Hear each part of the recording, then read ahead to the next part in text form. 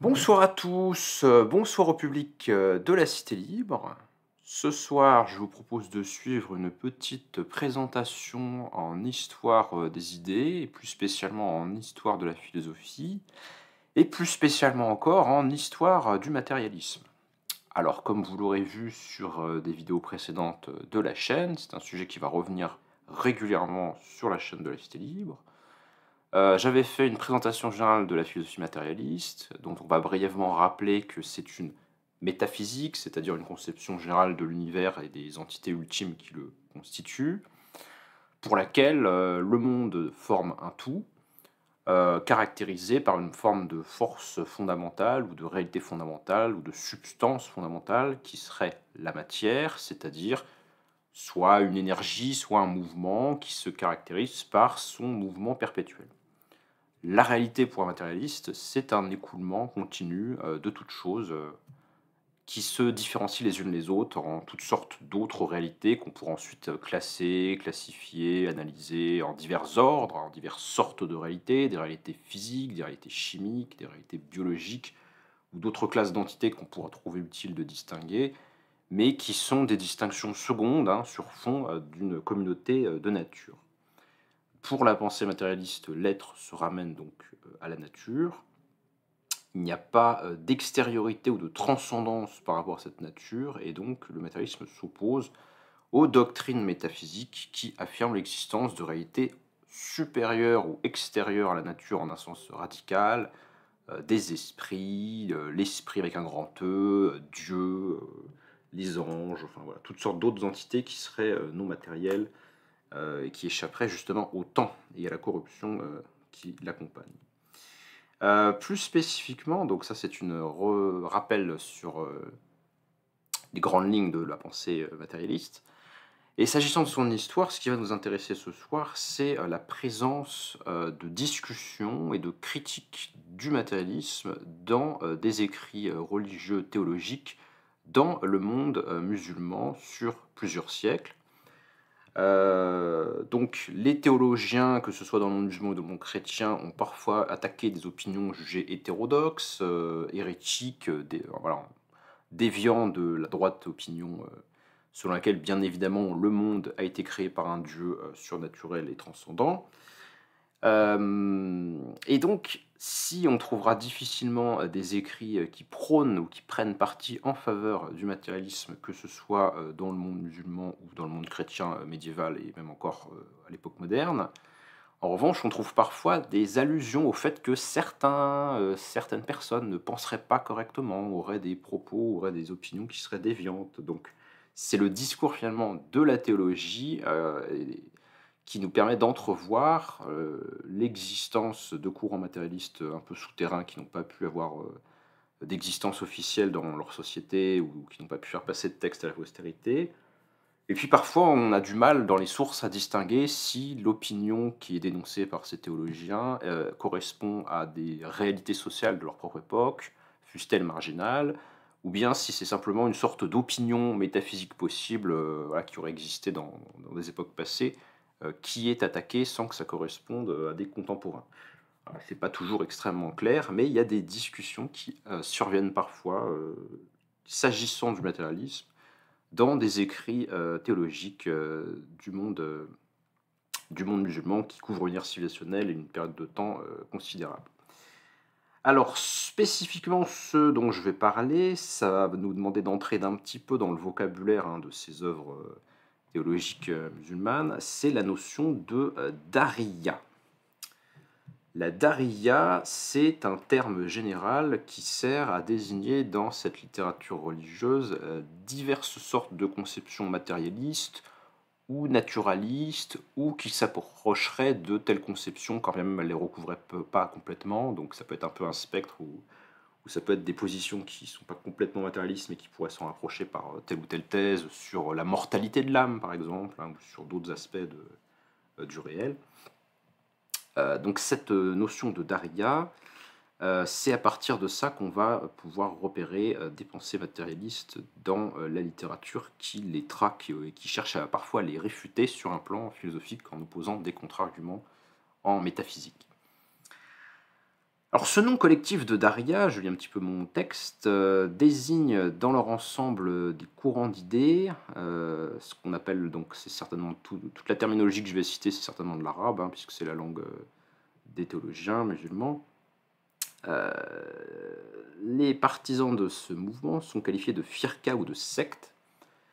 On trouve, sous forme plurielle le terme de Dariyoun et au singulier, on trouve le terme de Dari.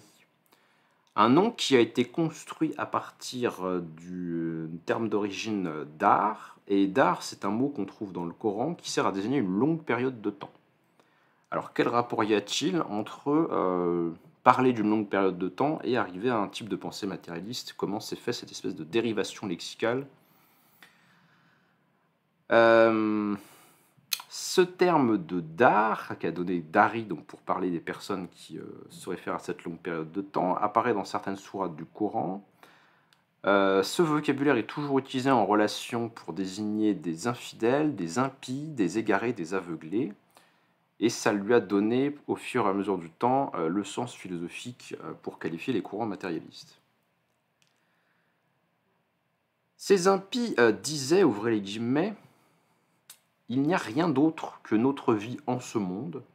Nous mourons et nous vivons, et seule une période de temps nous fait périr». Donc ça, c'est des propos d'impies qui seraient, semble-t-il, rapportés dans certaines sourates du Coran. Ce serait intéressant d'aller vérifier, je n'ai pas fait ça avant, la conférence. Mais il y aurait déjà, semble-t-il, cette idée d'un monde, permanent et indestructible qui serait, mentionnée comme propos, irréligieux dans le Coran. Ce qui suggérerait potentiellement l'existence de courants matérialistes dans le monde arabe, à l'époque d'écriture du Coran, qui est débattue, comme vous le savez. Bon. Alors l'auteur du texte que je vais vous lire, fait une compilation, assez désordonnée, hein, il faut bien le dire, de toutes sortes de sources. Donc parfois il ne présente pas non plus spécialement les auteurs, sur lesquels il va s'appuyer pour tracer un peu cette, histoire des courants matérialistes. Donc le propos ne sera pas toujours très clair, hein, je signale aussi que c'est une traduction que j'ai faite de l'anglais. Et de temps à autre, j'ai fait quelques recherches pour essayer d'identifier, qui serait tel ou tel personnage, mentionné, mais j'ai pas systématisé le processus. Donc parfois, ce sera pas forcément extrêmement clair de savoir de quel théologien ou de quel auteur musulman il est question. Alors, je lis. Selon les commentaires, d'Al-Bedawi et des Alayan, le terme de dar donc signifie le passage du temps, ou une période de temps qui passe, selon un autre auteur, ou un intervalle de temps d'une durée considérable.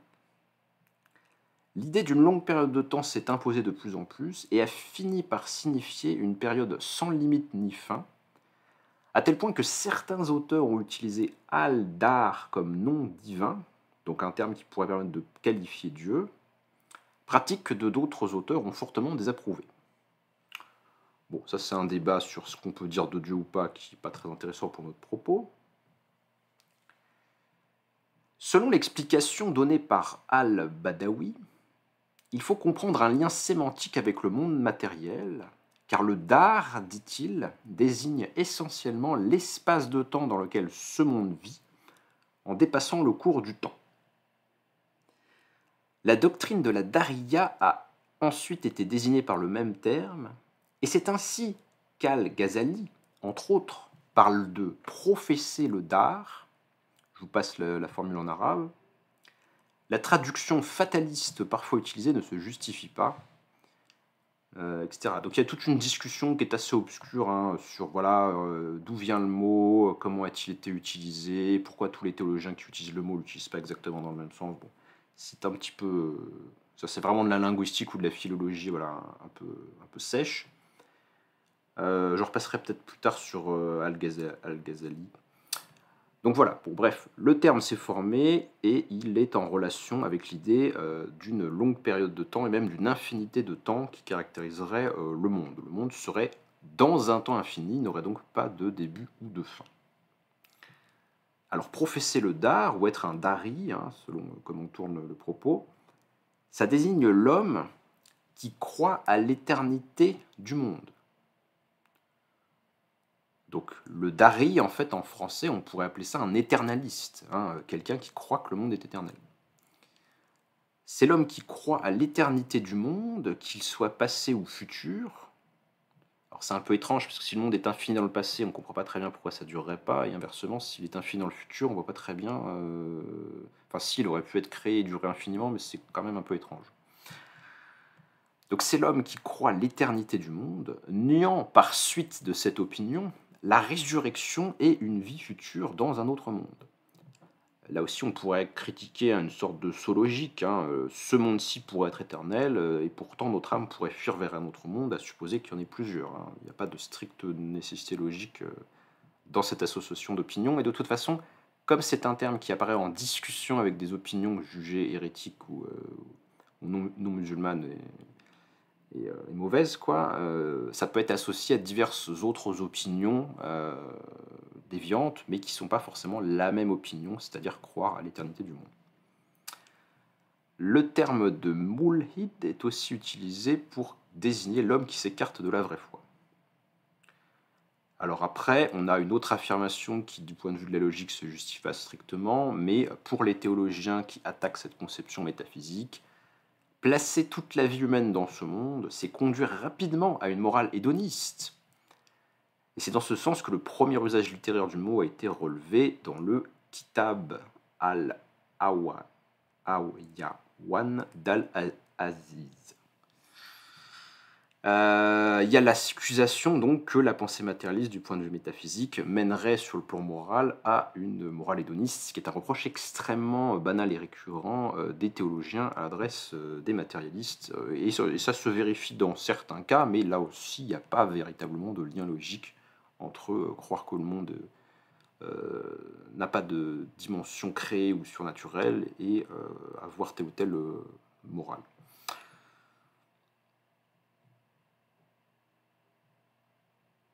Alors, l'auteur de l'article juge qu'il est parfois abusif de donner justement ce sens d'immoralisme, en fait, à la conception matérialiste. Il observe que dans certaines littératures, le dari signifie donc par extension l'homme qui nie le Seigneur, qui nie la création, la récompense et le châtiment, toute religion et toute loi, qui n'écoute que ses propres désirs et qui ne voit le mal que dans ce qui est en contradiction avec eux. Il ne connaît aucune différence entre l'homme, l'animal domestique et la bête sauvage. Pour lui, il ne s'agit que de plaisir ou de douleur. Le bien est simplement ce qui sert ses intérêts, même si cela peut coûter la vie à 1 millier d'hommes, etc., etc. Effectivement, on pourrait trouver un certain type de penseur matérialiste qui pourrait soutenir ce type d'opinion hédoniste et immoraliste au sens courant du terme. On pourrait trouver ça éventuellement chez Hobbes ou à plus forte raison chez le marquis de Sade, pour citer quelques philosophes matérialistes des temps modernes, mais ce serait l'objet d'autres exposés. Il n'y a pas de conséquence nécessaire entre cette position métaphysique et cette position en morale. Les principes acceptés par les darioun, donc les gens qui professent le dar, impliquent de rejeter les superstitions populaires, hein, c'est bien logique, on ne va pas croire aux djinns ou à d'autres forces surnaturelles, hein, donc ils rejettent l'existence des anges et des démons, ils rejettent la signification des rêves et les pouvoirs des sorciers, donc ils ont, ces matérialistes, un côté anti-superstition, anti-croyance à la magie, hein. Les Dariyas sont définis dans le Mafatit al-Ulum comme ceux qui croient à l'éternité du cours du temps. Un autre livre les définit comme ceux qui croient à l'éternité du cosmos, par opposition à ceux qui lui attribuent un créateur et une cause. Donc on voit bien les deux positions métaphysiques en présence, soit le temps a commencé, et en plus il a commencé sous l'effet d'une volonté divine qui a créé le monde, soit il n'a pas commencé. Alors, comme les mutakallimoun en général, le théologien judéo-arabe Sadia réfute leur doctrine, d'abord dans son commentaire du Sefer Yetzirah, puis dans le premier livre de son Kitab al-Amanat wa l'Itakadat. Vous me pardonnerez mon arabe qui est inexistant, hein. Donc il les attaque sur 3 pages de ce livre, avec cette... Voilà, il attaque la doctrine qui consiste à présenter que celle qui considère non seulement que la matière est éternelle, mais que les êtres du monde que nous voyons sont invariables. Il accuse la position matérialiste qu'il critique de limiter la connaissance au perceptible. Je cite, pas de connaissance en dehors de ce qui est accessible au sens.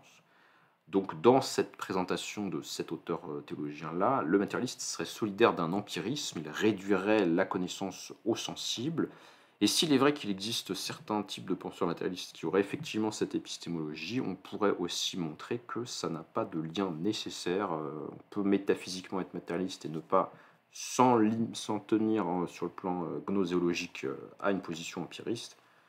Et je dirais même que c'est plus logique de ne pas s'en tenir à ça, parce que, puisque pour le matérialiste, l'esprit est une forme émergente de la matière, ça veut dire que l'esprit ne contient pas tout ce que la nature comporte en elle-même, et donc il y a forcément un excès de la nature environnante par rapport à ce que je peux en penser. Donc on ne peut pas réduire ce qui existe à ce que je perçois ou à ce que je pense. Je ne sais pas si vous avez suivi le raisonnement, mais voilà. On pourrait montrer qu'en fait, contrairement à cette affirmation, non seulement le matérialisme n'implique pas forcément l'empirisme, mais même il aurait plutôt tendance à le réfuter comme position épistémologique ou être en contradiction en tout cas avec une position empiriste. C'est d'ailleurs pour ça qu'on trouve un certain nombre d'empiristes qui rejettent aussi bien le matérialisme que le spiritualisme, parce que tout ça c'est de la métaphysique et ça dépasse les limites de l'expérience, pour certaines positions de type empiriste. Voilà.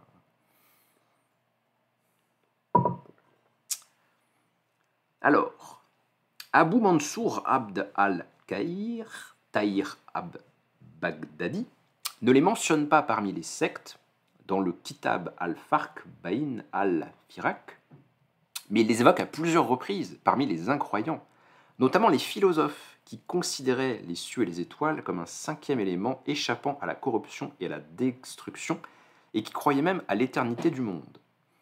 Alors Aristote n'est pas nommé dans ce passage, mais ce sont typiquement des idées qu'on trouverait dans les traités physiques et métaphysiques d'Aristote, qui affirment effectivement que au-delà du monde sublunaire, il y a un monde qui est supralunaire, donc au-delà de la Lune, et dans le monde au-delà de la Lune, il y a des corps impérissables et éternels que seraient notamment les étoiles. Aristote ne savait pas que les étoiles ont un début et une fin. Et dans la pensée d'Aristote, mais comme tout grec normalement constitué, tout grec de l'Antiquité, effectivement, le monde est éternel, il n'y a pas de création ex nihilo par un Dieu créateur du monde. Donc c'est intéressant parce que ça nous montre que certaines thèses matérialistes ou pouvant être conduire un peu vers ce type-là de position se trouvent dans Aristote.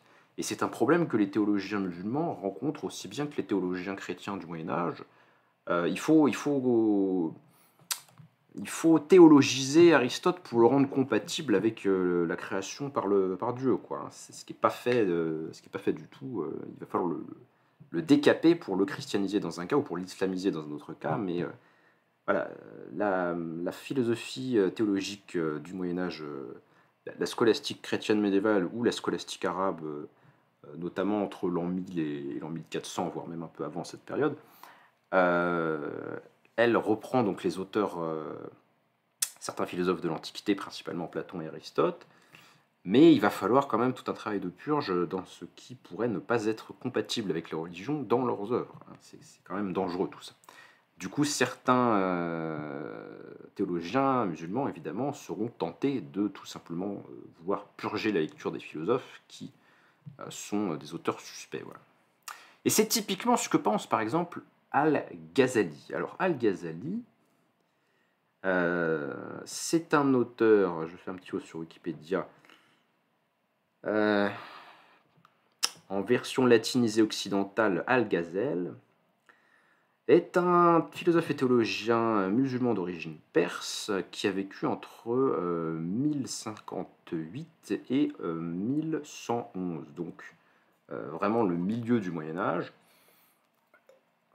Et il représente un courant de réaction anti-philosophique dans le monde musulman. Voilà, il dénonce la théologie rationaliste, les auteurs comme Farabi ou comme Avicenne, tous ceux qui tentent une conciliation de la foi et de la raison, tous ceux qui tentent d'utiliser la philosophie grecque, et notamment Aristote, et la métaphysique grecque, d'Aristote pour apporter des preuves, des arguments en faveur de l'existence de Dieu et des principaux dogmes de la foi. Al-Ghazali il rejette tout ça, hein, voilà, c'est une déviation. La foi n'a pas besoin de la raison, la foi est au-dessus de tout et n'a pas besoin de justification empruntée à de vils auteurs païens. C'est un auteur qui va avoir une grande postérité, Al-Ghazali, sur les courants réactionnaires et traditionnalistes antimodernes dans le monde musulman, et ceci jusqu'à nos jours pour certains pays. Donc, je redescends un petit peu. Où est-ce que j'en étais? Alors voilà, donc Al-Ghazali, comment conçoivent-ils, qu'est-ce qu'il nous dit à propos de ceux qui professent le Dard, n'est-ce pas? Il les présente comme un ordre de philosophes qui, au cours des siècles, ont exprimé un certain courant de pensée qui n'a jamais manqué de représentants. Alors c'est intéressant, même si c'est vague et que ça manque un peu de sources historiques, ça suggère quand même qu'il ne s'attaque pas forcément, Al-Ghazali, que à des philosophes grecs de l'Antiquité, c'est-à-dire bien avant la période où lui-même a vécu, mais que peut-être il y avait des résurgences de ses opinions, peut-être que certaines des opinions matérialistes avaient survécu ou que certains étaient tentés de s'en rapprocher. Et voilà, le mal n'est pas mort, quoi. Il y a quand même une suspicion de déviation possible par rapport à la religion. On ne ferait pas finalement des traités de réfutation du matérialisme s'il n'y avait pas une sorte de mal, hein, qui corrompait la société musulmane de l'intérieur. En tout cas, c'est ce qu'on peut se demander, ça mériterait évidemment toutes sortes de recherches historiques supplémentaires pour le confirmer. Alors Al-Ghazali, dans le Muqid min al-Halal, parle d'eux comme formant la première catégorie dans l'ordre chronologique. Donc là, il en parle vraiment comme un groupe de gens du passé, hein. Ces matérialistes étaient une secte des anciens, niant un créateur qui gouverne le monde et l'existence d'un monde futur, professant que le monde a toujours été ce qu'il est, de lui-même, et qu'il en sera ainsi éternellement. Il les assimile aux Zanadika, qui comprenaient également une autre branche, plus nombreuse, les Tabi'iyun, les naturalistes. Donc peut-être, quand il parle des anciens, pense-t-il ou s'attaque-t-il à des auteurs épicuriens? Peut-être y avait-il des réminiscences ou des textes de l'Antiquité grecque transférant ou permettant à des auteurs musulmans autour de l'an 1000 d'avoir des allusions à la pensée des matérialistes de l'Antiquité, des atomistes, etc. Peut-être Oui, peut-être ce sont ces auteurs-là qui sont visés à travers ces remarques, mais tout ça n'est pas extrêmement bien sourcé ou très clair. Mmh.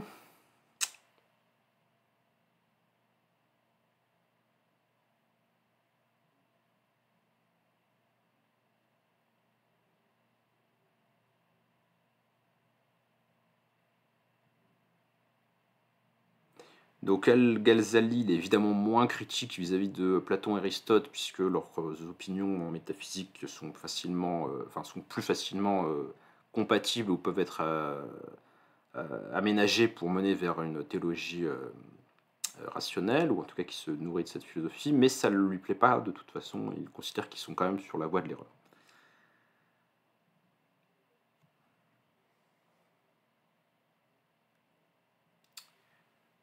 Alors j'avance un petit peu. Les Dariyas apparaissent comme une secte dans les définitions d'Ibn Hazm et d'Al-Shahrastani. Le premier attribue aux Dariyas la doctrine de l'éternité du monde et le corollaire que rien ne le gouverne. Donc ça fait quand même beaucoup penser à l'épicurisme, hein, puisque le monde se forme par le choc aléatoire des atomes, hein. Il y a un hasard créateur, hein, dans le matérialisme antique. Pas celui de Démocrite, mais celui des épicuriens pour le coup. Rien ne gouverne le monde, alors que tous les autres groupes pensent qu'il y a eu un commencement et que le monde a été créé. Donc ce dernier commentateur musulman donne 5 arguments des Dariyas, ceux qui professent le Dar, n'est-ce pas? Les arguments peuvent être résumés comme suit. Alors là, on nous donne, c'est intéressant, hein, donc dans des traités de théologie musulmane, on donne les arguments de ceux qui pensent que le monde est éternel, donc le point de vue maléfique en quelque sorte, le point de vue qu'il faut réfuter, hein. Alors, premier argument, nous n'avons rien vu qui soit nouvellement produit, à moins qu'il n'ait surgi d'une chose ou dans une chose. Donc c'est un peu la formule médiévale ex nihilo nihil, hein, rien ne vient de rien. Deuxième thèse, ce qui produit les corps, ce sont incontestablement les substances et les accidents, c'est-à-dire tout ce qui existe dans le monde. Troisième thèse, s'il existe un mudif, alors qui pourrait se traduire éventuellement par force productrice, donc s'il existe une force productrice des corps, soit cette force est totalement semblable au corps qu'elle produit, soit elle est totalement différente, soit elle est en partie semblable ou en partie différente. Alors là, c'est une proposition d'ordre logique, en fait. Ce qui fait qu'un corps physique ou observable existe, soit c'est de même nature, soit c'est pas de même nature, soit c'est en partie de même nature ou pas de même nature. Soit c'est un mixte, quoi.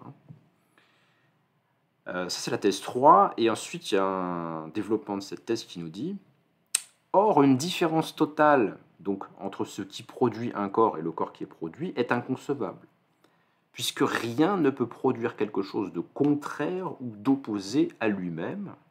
Ainsi, le feu ne produit pas le froid. » Donc là, il y a l'affirmation qu'il est impossible, métaphysiquement, qu'une chose complètement différente d'une chose produise cette chose.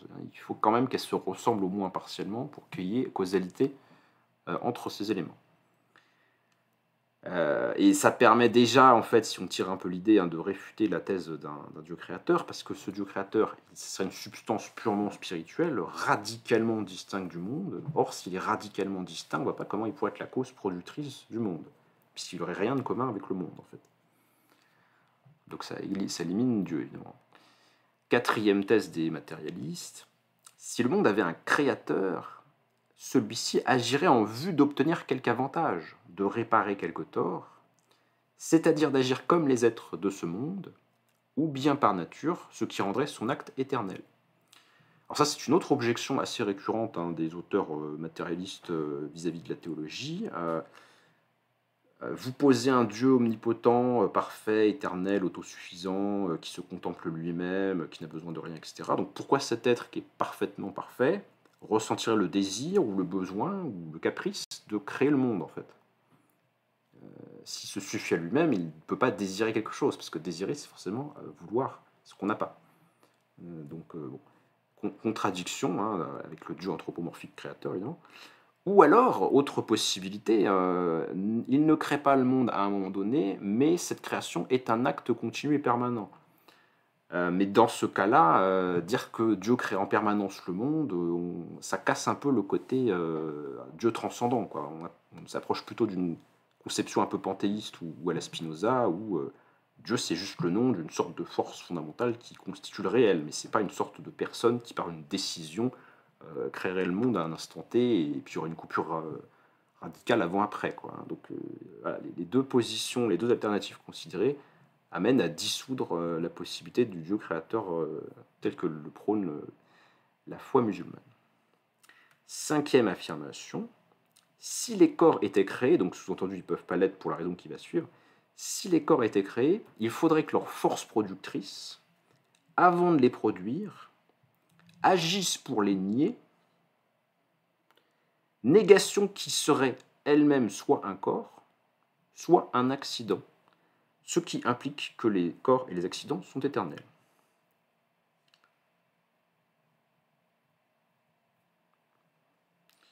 Alors là, je ne suis pas très bien sûr de comprendre la thèse 5, très honnêtement. Peut-être que faut-il comprendre que l'affirmation, c'est que pour qu'une chose soit produite, il faut que ce qu'elle remplace soit nié ou détruit, en fait, en quelque sorte. Là, l'idée, ce serait peut-être que une chose peut apparaître que si un mouvement pousse, en quelque sorte, les autres entités dont elle prend la place.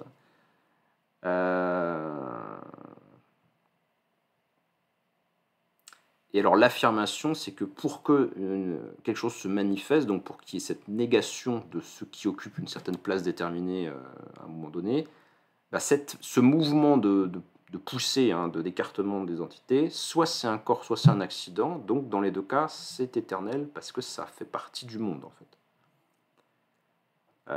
Je ne suis pas bien sûr de comprendre le cinquième argument, très honnêtement.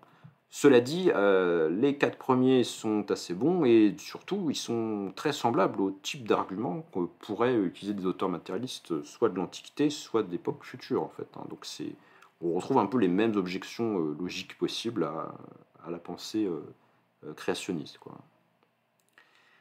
Donc le dénommé Ibn Hamz, il présente ces différents arguments et puis il leur donne des contre-arguments dans son traité, mais qui ne sont pas reproduits, donc on ne va pas pouvoir engager la discussion maintenant. Mais voilà, il cherche à réfuter ces arguments matérialistes, mais ce faisant, et c'est toute l'ambiguïté de ce genre de traité théologique, en essayant de les réfuter, il les expose.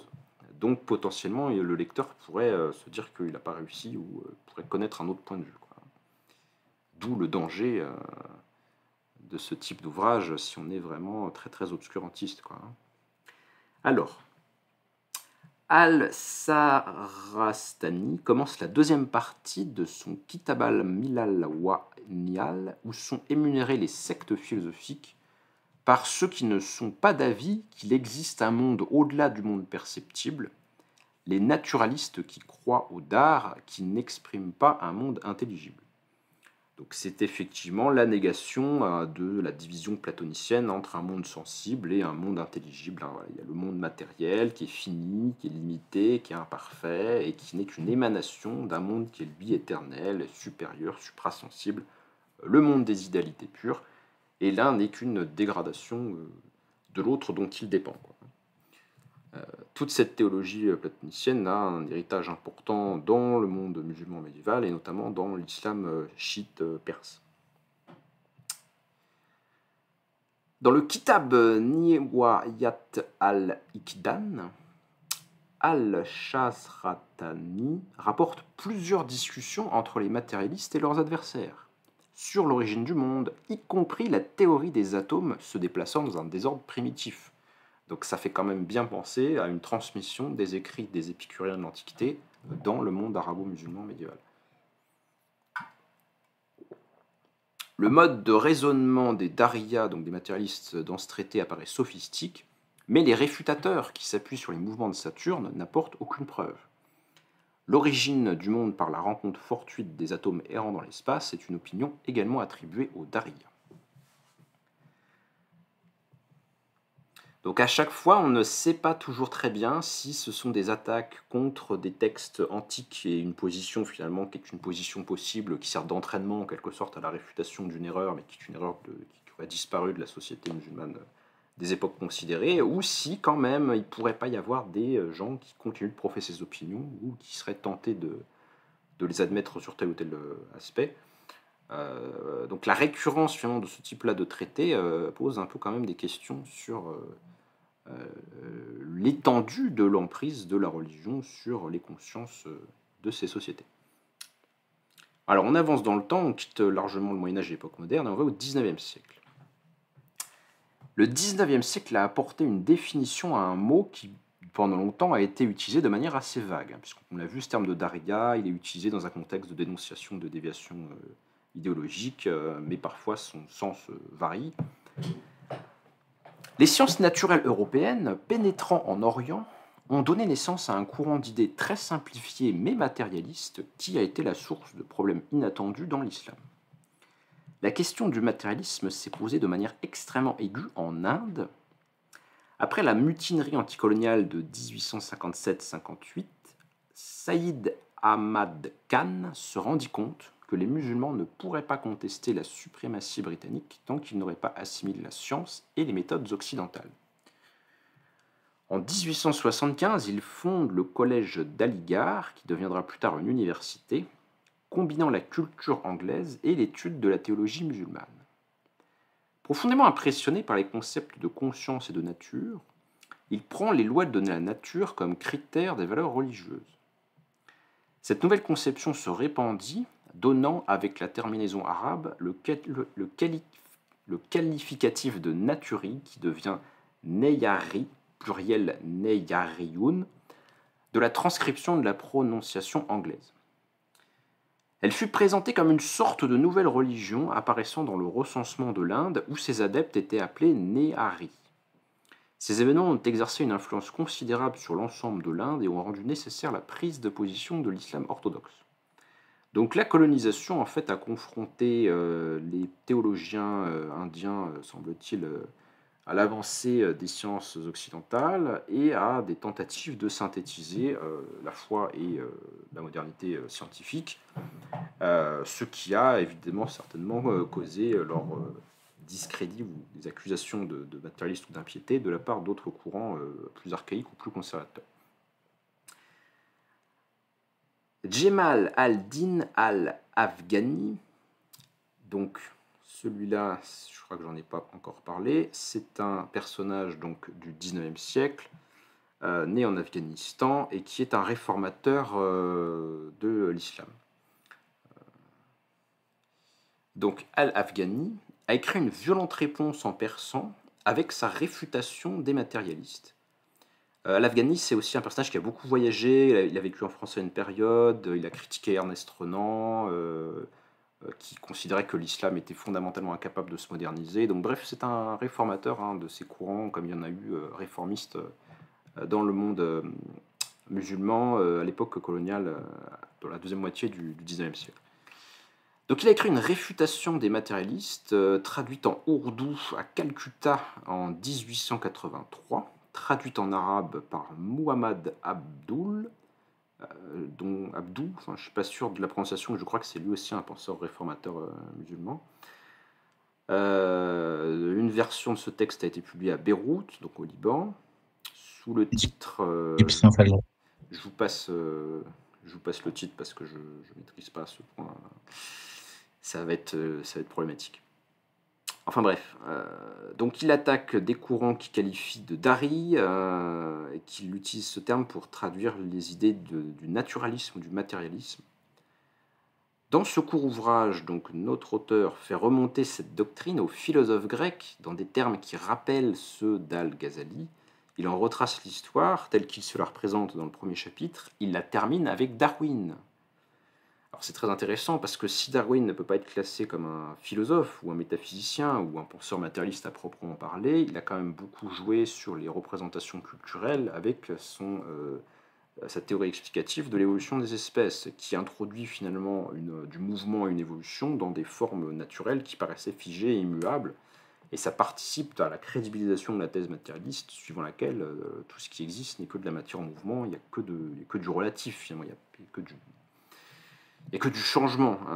Et ça casse quand même les représentations très fixistes de la pensée médiévale qui résonne en termes d'essence immuable, un peu comme chez Platon, justement.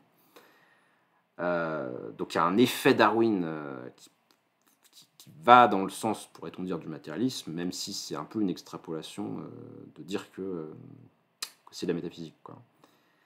Le commentateur de l'ouvrage de la page que j'ai traduite, page internet, nous dit que la réfutation d'Al-Afghani vis-à-vis du matérialisme est dans l'ensemble superficielle. Donc ça n'est pas jugé convaincant par l'auteur de cette recension. Tandis que le matérialisme se répand, notamment par le biais de traductions arabes d'ouvrages européens, comme Force et matière de Büchner, je ne sais pas comment on prononce.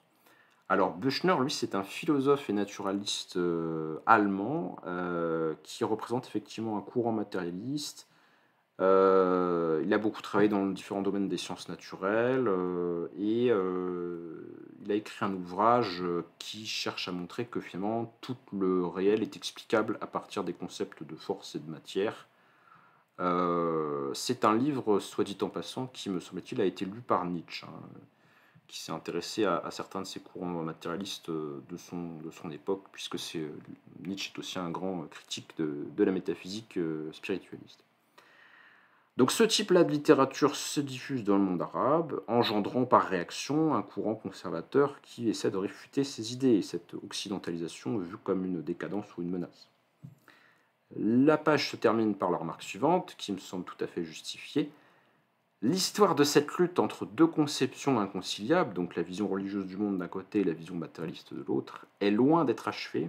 Elle nécessiterait des recherches considérables. Et effectivement, c'est très intéressant d'avoir ce texte, mais il est quand même assez confus, assez difficile à traduire. Les notes ne sont pas très bien construites. Enfin bref, ça n'est pas fidèle au canon de la méthode historique. Et c'est plutôt quelque chose qui devrait nous inciter à prolonger cet effort de recherche historique ou qui pourrait susciter des appétits ou des intérêts de la part de chercheurs en histoire des idées, car les évolutions de la pensée dans l'ère civilisationnelle de l'islam avec un grand I majuscule ne sont pas aussi bien connues qu'elles pourraient l'être. Donc il y a sûrement plein de choses encore à découvrir sur cette présence souterraine et peut-être cachée ou contestataire de courants matérialistes ou au minimum naturalistes dans le monde musulman. Voilà, j'espère que cet exposé vous aura intéressé. N'hésitez pas à en discuter, soit dans les commentaires, soit en nous retrouvant sur notre serveur Discord La Cité Libre. À très bientôt et j'espère que ça vous aura plu.